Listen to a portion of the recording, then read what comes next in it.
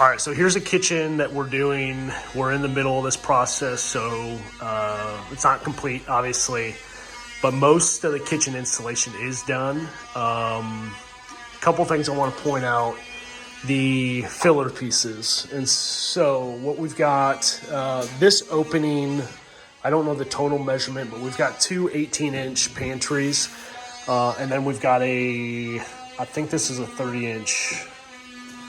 The 30 or a 33-inch base and upper. We centered this, if this was a 33-inch opening, it was something like 36 or 35 inches total.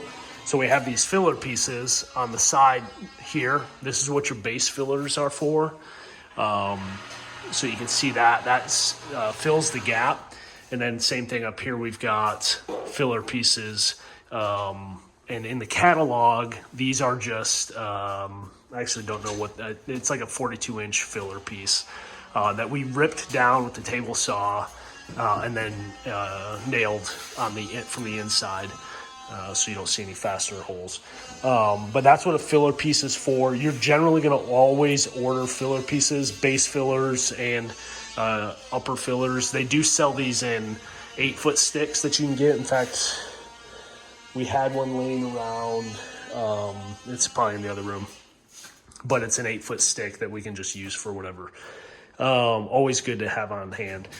This is what, if you look down here, this is what the cabinets look like without the toe kick. And so you always want to make sure you've got enough toe kick, because then we'll cut the toe kick to fit, and then we'll fasten it in. Same thing over here.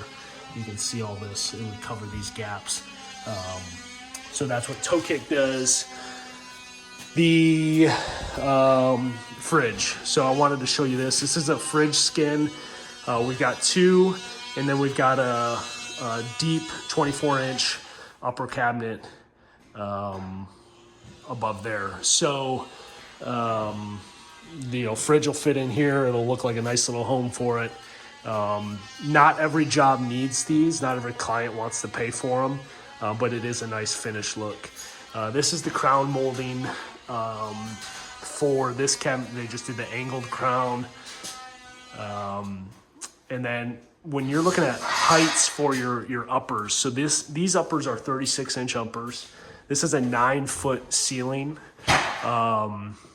So we could have built it where it had, these 36-inch cabinets and another 12 or 18-inch, whatever it would have been. So it would have been extra cabinet space. Some clients want that. And an 8-foot ceiling, a 42-inch cabinet will fit perfect to the ceiling. So you got to ask your clients, do you want cabinets to the ceiling, or do you want to have a gap? This client wanted this gap between, because she's going to put decorative stuff on top. So she didn't want the full, cabinets. I'll tell you, in my house, I want the cabinet space. And so I want, all the way to the ceiling. The standard height or difference here between countertop and the bottom of your uppers is generally 18 inches. And so you can use that measurement to get yourself an idea of what size. So like if she did want these cabinets up here, we would do a 36-inch, and then we would, take, 35 and a half as the countertop height, add 18, add 36. What size do we need in here? Whether it's a 15, an 18, or a 12. So this is, and then here we've got an island with, a different style cabinet.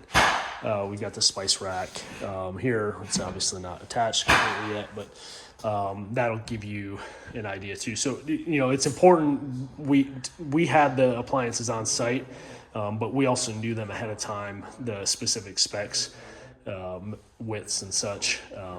But you can see here, we put this in to make sure it's comfortable. We've got it installed properly, the right amount of gap. But yeah, that's a kitchen.